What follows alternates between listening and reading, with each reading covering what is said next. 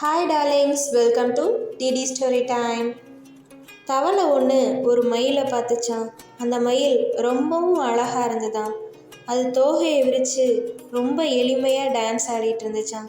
அதை பார்த்த தவளைக்கு ஆச்சரியமாகவும் ஆனந்தமாகவும் இருந்துச்சான். அந்த மயில்கிட்ட போய், நான் இது வரைக்கும் இவ்வளோ அழகாக ஒரு பேர்டை பார்த்ததே இல்லை, நீங்கள் ரொம்ப அழகாக டான்ஸ் ஆடுறீங்க அப்படின்னு சொல்லிச்சாமா. அதுக்கு மயில் சோகமாக இருந்ததாம். உங்களை பாராட்ட தானே செஞ்சேன், எதுக்கு இந்த சோகம் அப்படின்னு கேட்டுச்சான் தவளை. இல்லை, என்னோட இனிமையாக பாட்டு பாடுற குயில்னு ஒன்று இருக்குது, அதுக்கு எவ்வளோ இனிமையான குரல் தெரியுமா அப்படின்னு மயில் சோகமாக இருந்துச்சான்.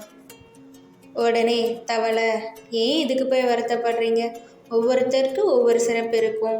இப்போ என்னையும் ரேபிட்டையும் எடுத்துக்கிட்டிங்கன்னா, ரேஸ் வச்சா கண்டிப்பாக முயல் தானே ஜெயிக்கும். ஆனால் அதே ரேஸை நாங்கள் தண்ணிக்குள்ளே வச்சா, ஸ்விம் பண்ண சொன்னால் நான் தானே ஜெயிப்பேன்.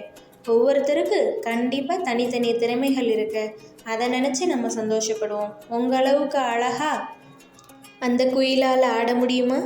ஸோ உங்ககிட்ட இருக்க ப்ளஸ்ஸை நினச்சி நீங்கள் சந்தோஷமாக இருங்க அப்படின்னு தவளை சொல்லிச்சான்.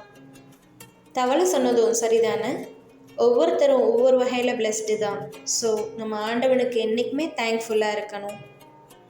இங்கிலீஷ்லே ஷார்ட்டஸ்ட் சென்டென்ஸ் என்னன்னு தெரியுமா? ஐ ஆம். ஒரு ஃபுல் சென்டென்ஸ் கிடைக்க சப்ஜெக்ட் அண்ட் ப்ரெடிகேட் இருக்கணும். இங்கே சப்ஜெக்ட் ஐ, ப்ரெடிகேட் ஆம். So it makes a sentence. I am is the shortest English sentence. Thank you.